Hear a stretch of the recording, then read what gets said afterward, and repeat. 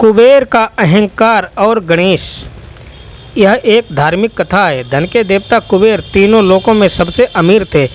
एक दिन उनके मन में विचार आया कि उनके पास इतनी संपत्ति है, लेकिन देवलोक में कम ही लोगों को इसकी जानकारी है।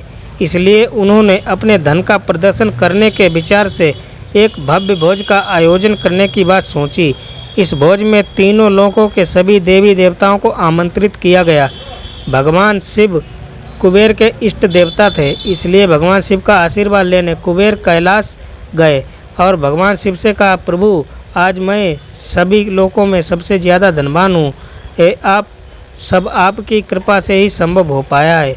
अपने निवास पर एक बड़े भोज का आयोजन करने जा रहा हूँ। कृपया आप परिवार सहित भोज में पधार कर मुझे अपनी कृपा से अनुग्रहित करें। भगवान शिव को कुबेर के मौजूद अहंकार दिख गया, इसलिए भगवान शिव बोले, बस मैं कहीं बाहर नहीं जाता। यह सुनकर कुबेर शिव भगवान के सामने गिड़गिड़ाने लगे, भगवान, अगर आप नहीं आएंगे तो आपके बिना मेरा यह सारा आयोजन बेकार हो जाएगा, यह सब व्यर्थ हो जाएगा। तब शिवजी ने कहा, एक उपाय है, मैं अपने छोटे बेटे गणेश को तुम्हारे भोज में जाने को कह दूंगा। कुबेर संतुष्ट होकर लौट गए। नियत समय पर कुबेर ने अपने निवास में भव्य भोज का आयोजन किया। सभी लोगों के देवता असुर पहुंच चुके थे। अंत में भगवान गणेश भी आए और आते ही कुबेर से कहा, मुझको बहुत तेज भूख लगी हुई है, मेरे लिए जल्दी से भोजन लाया जाए। कुबेर स्वयं उन्हें भोजन करने के लिए भोजन से सजे कमरे में ले गए। सोने और चांदी की थाली में भोजन परोसा गया। कुछ देर बाद ही परोसा गया सारा भोजन खत्म हो गया। गणेश जी के लिए दोबारा खाना परोसा गया। गणेश जी उसे भी खा गए। बार बार खाना परोसा जाता और क्षण भर में गणेश जी सारा भोजन चट कर जाते।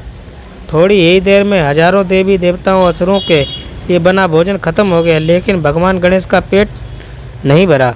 वे रसोई घर में जा पहुँचे और वहाँ से रखा सारा कच्चा सामान भी खाने लगे, लेकिन तब भी उनकी भूख नहीं समाप्त हुई। जब सभी खाद्य वस्तुएं खत्म हो गईं तो भगवान गणेश ने कुबेर से कहा, जब तुम्हारे इस भोज में मुझे खिलाने के लिए कुछ था ही नहीं तो तुमने मुझे अपने भोज में न्योता क्यों दिया था।